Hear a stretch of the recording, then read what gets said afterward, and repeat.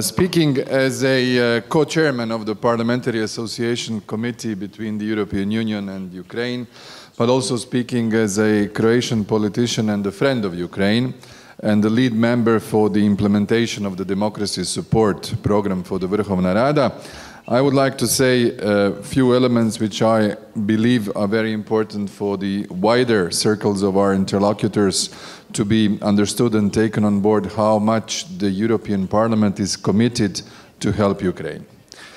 The fact that we are sitting here today together, President Cox and myself and our institutional partners, and new President of Rada, Andrei Plenkovich, speaking on how to make Rada more effective, more accountable and more responsible, is an unprecedented event in terms of the engagement of the European Parliament with any other country in Europe or in the world.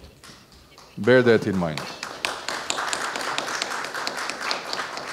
I'm saying this as a member who has the privilege to participate in a body that exists in the European Parliament, which is called the Democracy Support Group, where we develop our institution building and state building activities with various countries in the world. Do you know which country is the model to develop similar relations with other partners of the EU? It's Ukraine. It's Ukraine.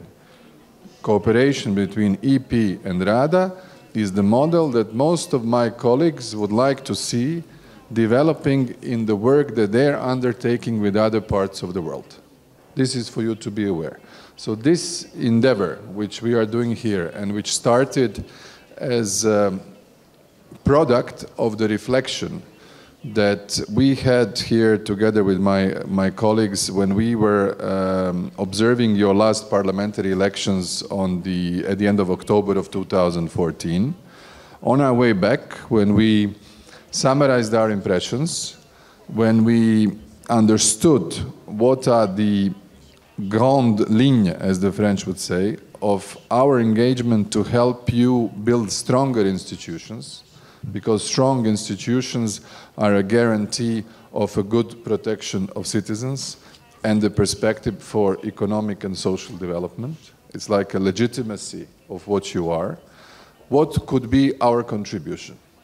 And we sat down and we said, let's use the institutions and instruments that we have available in the EP, let's develop them, and let's help Rada in this almost parallel mandate of this legislation of the European Parliament and this legislature of Rada.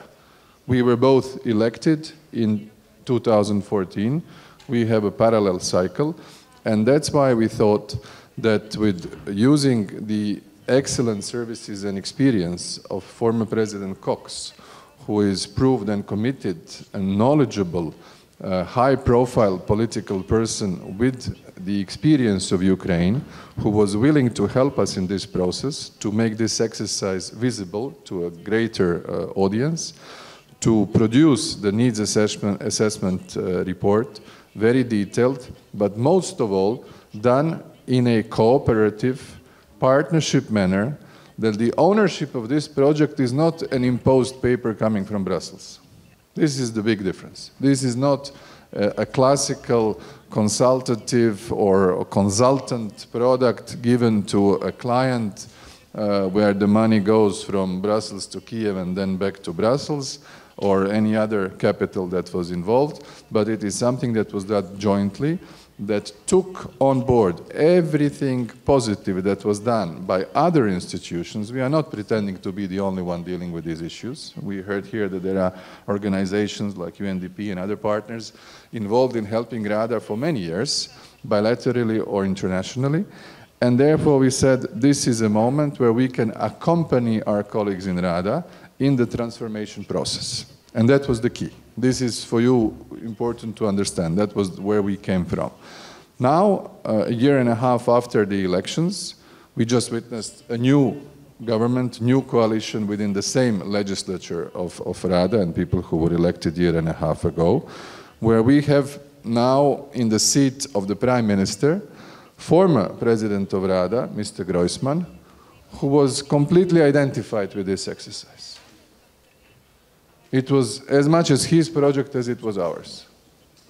And that is a guarantee for us that the implementation of the conclusions which were adopted by RADA through a resolution, with the support of the government, with a clear commitment, as we heard today, by a new speaker, Andrei Parubi, and with the fact that a number of our colleagues from the Parliamentary Association Committee are now in government. Ivanka, who is a great friend of ours, who is the Vice Prime Minister for European Integration, my former counterpart, I'm still having difficulty saying former, Ostap Semerak, who is now Minister of Environment, in the government, and fully understanding what is being done on the parliamentary level can only help us attain our objectives. This is the starting point. My second point is also to bear in mind that the Ukraine Week, which I think we should also mention here, that we organized at the beginning of March, where at the same time, for 2.5 days in Brussels, we had around 60 Ukrainian MPs. This doesn't happen at all normally. There is no such a big delegation going anywhere, to a different country, to a different conference, congress, whatever. This is not normal. I've never seen in the European Parliament any other country having arrived in such a big number where the entire leadership of RADA, all the chairwomen and chairmen of the committees joined us in an exercise that went block by block through all the key topics of the needs assessment report and further. And by further, I mean that we included in this exercise not only the most representative in terms of responsibility in the committees, colleagues from the European Parliament, but we brought in colleagues from the national parliaments of the member states and even non-member states like Norway, who is a country well known for the excellent capacity to support or do it alone, help for countries in transition or in harmonization or in adaptation with their own experience and with the funds they have available. And these 2.5 days created something that we called in our informal context a sort of a Brussels spirit. The event happened in the midst of geopolitical crisis, but what we saw there was somehow an easing atmosphere to find common denominators which are in general interests of Ukraine. By the political opponents, by people who disagreed on which way to continue, but during our dialogue and intensive talks, not only with us in the EP, but also with the Commission, with the representatives of the EAS, we felt that there was really a conscious understanding by the leaders of the political factions and other colleagues of what are the main elements of the furthering the Europeanization of Ukraine. That was an important point. What were the conclusions of the Ukraine Week, which President Cox and I presented at the end of our 3-day deliberations? And our main element was to take on the key aspects of the 52 NAM recommendations, to start devising a concrete action plan that will have an agreed roadmap with RADA how to perform concrete activities. In order to do that, we will distinct 2 areas of our work, of our cooperation. One is the administrative part, and the other is the political part. You will recall that former President of RADA, Groisman, and President Schulz signed the Memorandum of Understanding on the beginning of July last year. But now, when we were in Brussels, our Secretary Generals of our parliaments signed the administrative cooperation agreement, also unprecedented. There isn't such an agreement with any other country that the parliament cooperates. I don't know, Turkey, Morocco, or Serbia, or whatever country you like. It doesn't exist. And this administrative cooperation will help RADA to achieve expertise, guidance, mentoring, trainings, staff exchanges, study visit in different areas of administrative restructuring, human resources development, library capacities, drafting and monitoring of legislation, inter-party dialogue facilitation. all the issues that we have mentioned in the needs assessment mission report. So very concrete elements which will increase the capacity of RADA. In the European process, and I can tell you this as a MEP coming from the latest country to join, it is structurally critical that the Parliament does not become a rubber stamp institution of something that in the context of a legislative stampedo of quick adaptation government sends to the legislation. This is a bad scenario.